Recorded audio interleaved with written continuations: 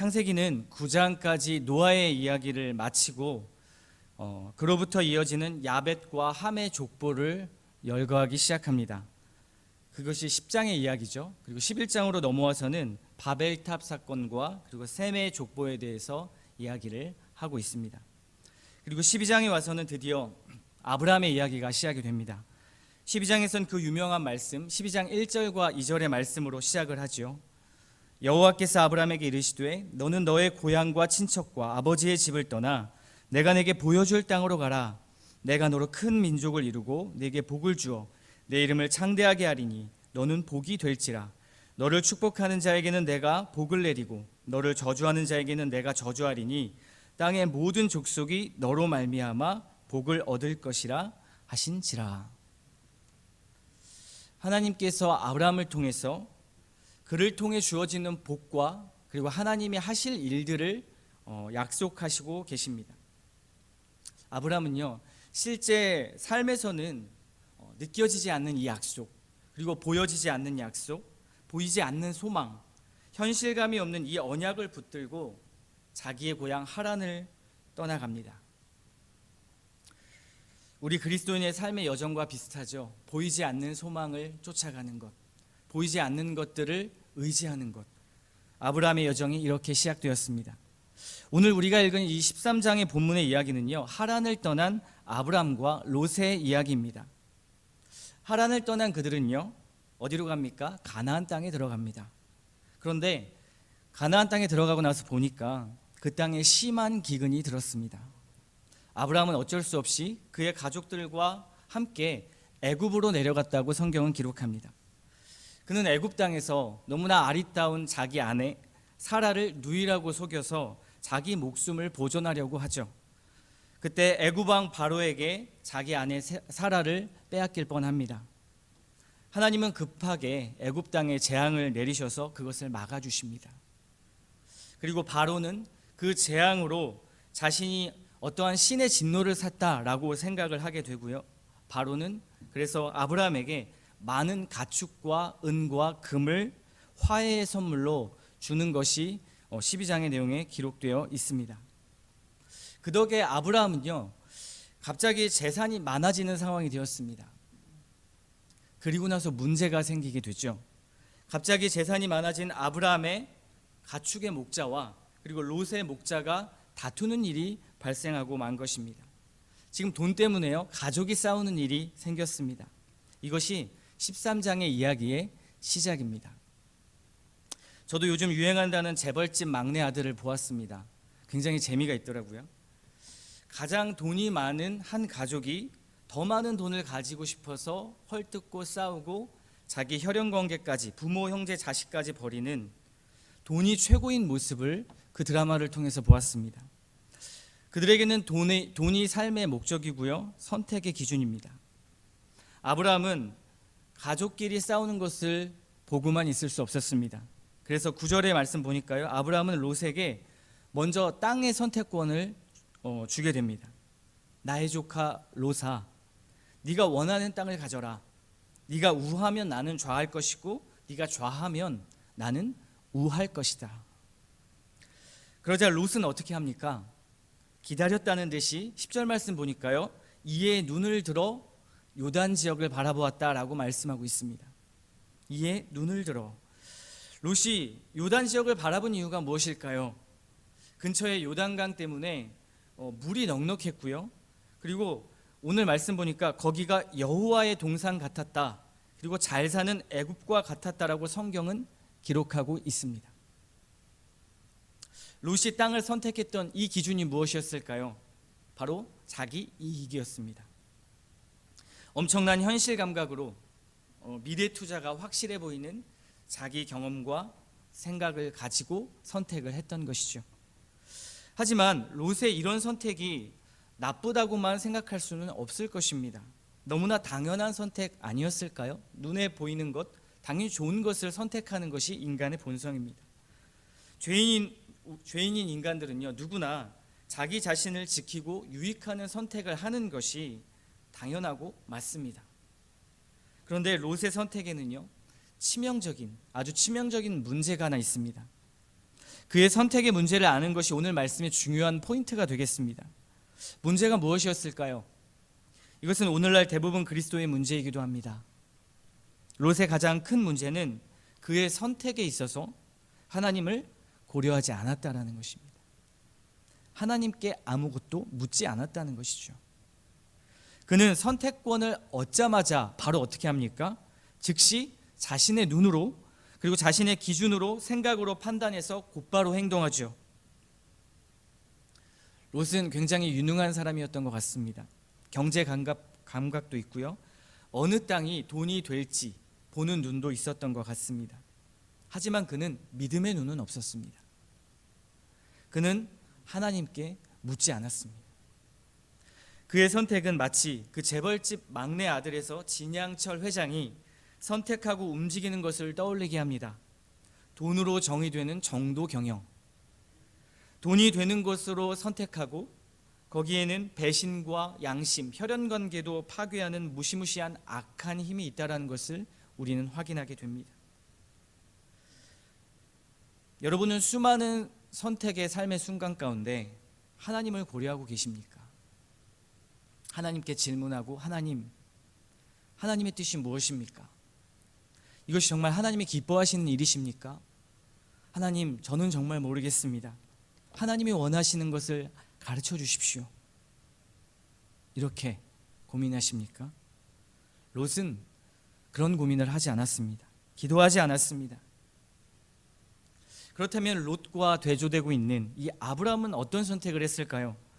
아브라함은요, 처음부터 스스로 선택권을 내려놓은 사람이었습니다. 9절 말씀 보십시오. 네 앞에 온 땅이 있지 아니하냐. 나를 떠나가라. 네가 좌하면 나는 우하고 네가 우하면 나는 좌하리라. 롯은 스스로 주인이 되어서요, 자기 힘을 의지해서 눈에 보기에 좋은 것을 선택했지만 아브라함은 그의 모든 선택권과 권리를 내려놓았습니다. 주도권을 내려놓은 것이죠. 어떻게 그럴 수 있었을까? 아브라함은 자기 자신이 주인이 아니고 하나님이 자신의 주인이라는 것을 알고 있었기 때문입니다. 그리고 그것을 믿었기 때문이죠. 우리는 가장 기본적이고 놀라운 이 진리를 삶으로 가져오는 일에 항상 실패하는 것 같습니다. 우리가 하나님을 믿는다고 고백하는 것은 무엇입니까? 하나님이 나의 주인이십니다라고 고백하는 것이죠. 우리는 이 신앙 고백 가운데 살아가지만 이것을 우리의 삶으로 가져오는 일에는 늘 연약한 것 같습니다. 그 뒤에 일어날 하나님의 역사를 보는 데까지 견디지 못하는 것이죠. 빨리 나의 생각과 나의 손과 나의 경험을, 나의 능력을 의지하는 것이죠. 내 자존심, 내 생각, 내 유익, 이것을 내려놓지 못하는 것과 같습니다. 그런데 오늘 말씀 보십시오. 굉장히 신기한 것은 아브라함이 이 모든 것을 내려놓았을 때, 그리고 롯이 아브라함을 떠난 후에 즉시 하나님께서 아브라함에게 나타나셨다라는 사실입니다. 14절 말씀 보십시오. 롯이 아브라함을 떠난 후에 여호와께서 아브라함에게 이르시되, 성경이 참 재밌습니다. 하나님은 의도적으로 롯이 떠난 후에 아브라함에게 나타나십니다.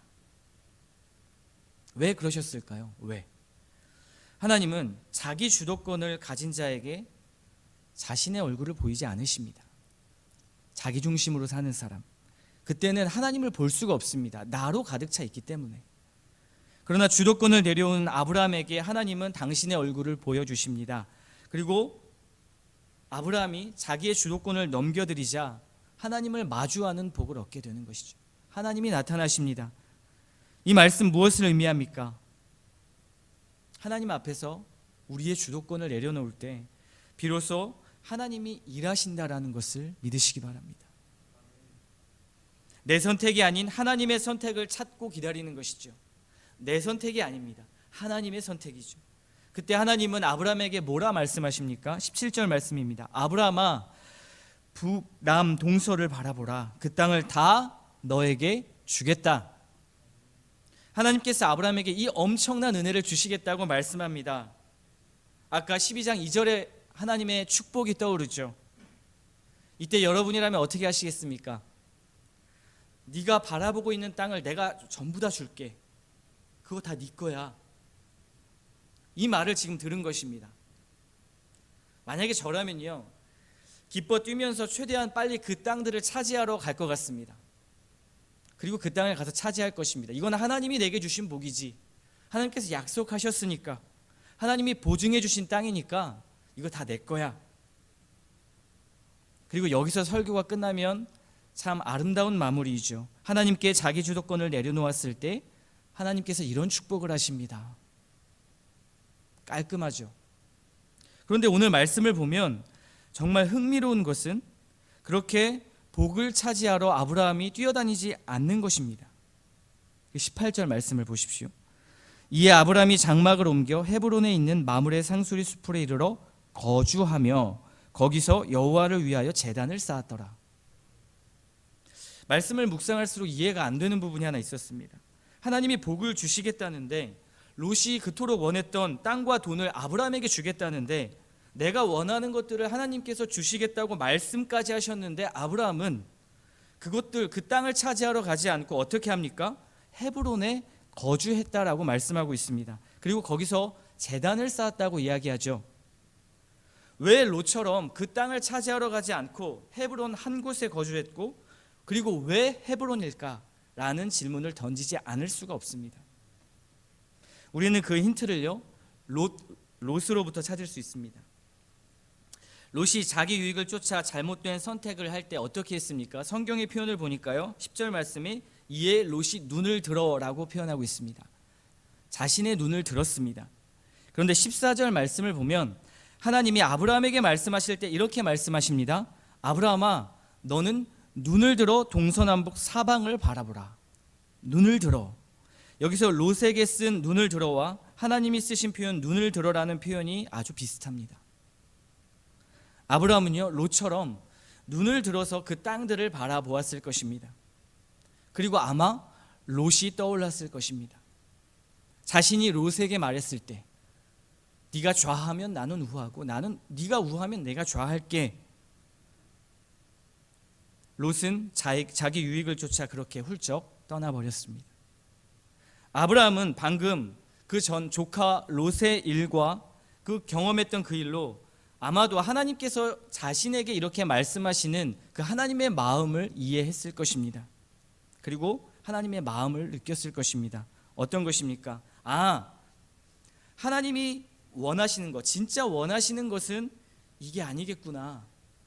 더 많은 땅을 차지하기 위해서 롯처럼 열심히 뛰어다니는 삶을 살라는 그 의도가 아니시겠구나. 진짜 중요한 것은 땅과 복이 아니겠구나. 아브라함은 출제자의 의도를 잘 파악했습니다. 그래서 우리는 성경을 볼 때 늘 출제자의 의도, 성경이 어떠한 중심으로 이야기를 하는가를 잘 살펴보아야 합니다. 그러면 궁금하죠. 왜 헤브론 땅에 남았을 것인가? 거기는요, 가나안 땅에서 가장 높은 지대의 땅입니다. 사실 농사는커녕 목축을 하기에도 어려운 땅이죠. 눈에 보이는 이익, 현실 감각과는 거리가 먼 땅입니다. 그런데 아브라함은 그 땅에 굳이 성경 보니까 20년 이상이나 살아갑니다. 그리고 그곳에서 아브라함이 한 일은 무엇입니까? 여호와를 위하여 제단을 쌓는 일이었습니다. 가장 넓고 좋은 땅을 선택할 기회에 쓸모없는 고산지대를 선택했던 것, 그리고 제단을 쌓는 일. 왜 헤브론에서 그렇게 했을까요? 가나안 거민들은 대부분 고산지대 헤브론을 신성시 여겼습니다. 무슨 말이냐면 하늘과 맞닿은 가장 높은 곳이 그들의 고대 세계관에서는 신과 만나는 곳이라고 생각을 했기 때문입니다. 헤브론이란 지명의 이름 의미 자체에도요, 연합과 동맹과 친교라는 의미가 있습니다. 인간이 신과 만나 연합하고 동맹하고 그리고 친교하는 곳이라고 생각했던 것이죠. 그렇다면 아브라함이 헤브론에 남았다라는 것은 무엇을 의미할까요? 그리고 아브라함이 원했던 것은 무엇이었을까요? 바로 하나님과의 친밀함이었습니다. 하나님의 손에서 나오는 땅과 복보다 인격적인 그 하나님 자체가 아브라함에겐 더 중요하다고 생각을 했던 것입니다. 그리고 아브라함은 그 하나님을 선택한 것입니다. 그리고 하나님이 가장 기뻐하시는 하나님을 예배하는 일, 제단을 쌓고 예배하는 일을 선택한 것이죠. 우리는 어제 노아의 말씀을 보았습니다. 노아를 기억하신 하나님을 보았죠. 땅이 메마른 것을 보고도 노아는 나가지 않았습니다. 그리고 하나님의 말씀을 기다렸죠. 눈에 보이는 것보다 하나님의 말씀을 선택한 것입니다. 그리고 노아가 방주에서 나와서 가장 먼저 한 일이 무엇입니까? 제단을 쌓고 하나님을 예배하는 일이었습니다. 우리를 기억하신 하나님을 기억하는 일, 바로 예배하는 일이었습니다. 사랑하는 성도 여러분, 우리는 무엇을 기준으로 선택하고 그리고 어떻게 우리의 삶을 선택하며 살아가고 있습니까? 믿음의 눈으로 하나님께 묻고 하나님의 선택을 따라가고 있습니까? 아니면 내가 주인이 되어서 내 능력과 경험과 판단을 의지하고 나의 선택을 의지하고 있습니까? 인격적인 하나님보다 하나님 손에서 나오는 복과 그런 축복을 더 원하고 있지는 않습니까? 결국 자신이 주인이 되어서 선택했던 롯의 결말을 보면 창세기 18장 이후에 잘 나타나 있습니다. 굉장히 처음엔 잘 나간 듯 보이죠. 결국 소돔과 고모라가 하나님의 불심판을 받고 그가 눈에 보여서 쫓았던 모든 것을 잃었을 뿐만 아니라 자기 아내와 가족까지도 모든 것을 잃었습니다. 당장 아무것도 얻지 못했던 그 복을 쫓아가지 않았던 아브라함은요, 하나님의 편에 서서 그들을 구원하기 위해 중보하는 자로 하나님의 편에 서 있습니다. 그리고 아브라함을 통해서 하나님의 놀라운 계획들이 일어나는 것이 성경 전체의 이야기 아닙니까? 우리는 2023년도를 시작하면서 많은 계획을 세우고 좋은 것들을 기대합니다. 하나님의 손에서 어떤 것이 우리에게 주어질까? 어떤 축복이 주어질까? 하나님이 어떠한 우리의 소원을 들어주실까라는 기대들이 있죠. 그리고 우리의 삶을 운영하기 위해 가장 멋진 계획을 세우고 플랜을 세워갑니다. 내 상황에 맞는 가장 좋은 플랜을 세우는 것이 지혜이죠. 그런데 오늘 말씀 보면 놓치지 말아야 할 것이 있습니다. 하나님 앞에 주도권을 드리는 일입니다. 하나님의 말씀을 듣고 그분께 묻는 일입니다. 하나님과 친밀해지는 것이 우리의 삶의 가장 궁극적인 목적이요 이유라는 것을 놓치면 안 됩니다. 다른 어떤 사역, 다른 어떤 삶의 운영, 모든 것이 다 중요하지만 그것이 우리의 삶의 목적은 아닙니다. 우리의 삶의 목적은, 우리에게 가장 중요한 것은 하나님과 친밀해지는 것, 그 자리를 지키는 것, 하나님과 소통하는 것, 하나님과 사랑을 나누는 것, 이것이 가장 중요한 것이죠. 그러니 우리는 기도하지 않을 수 없습니다.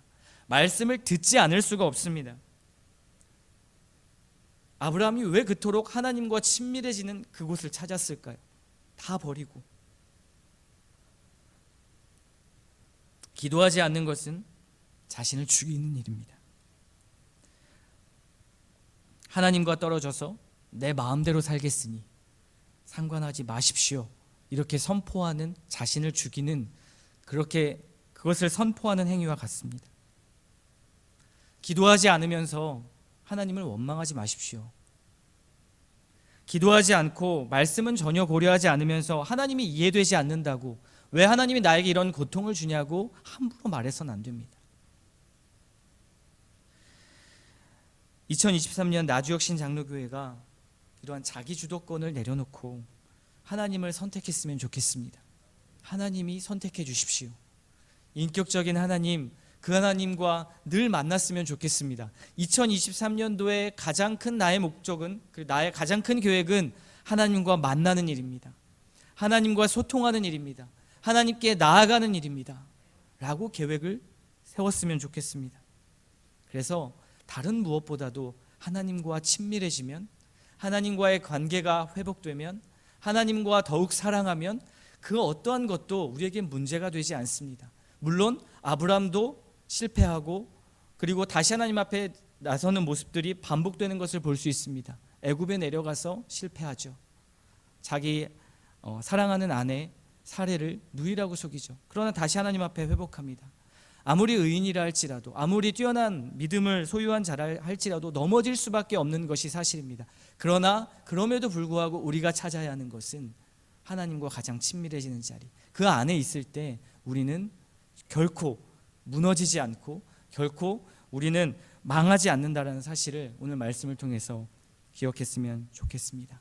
2023년도 하나님과 더욱 친밀해지는 우리 나주역 신장로교 교회 모든 성도들이 되기를 주님의 이름으로 축원합니다.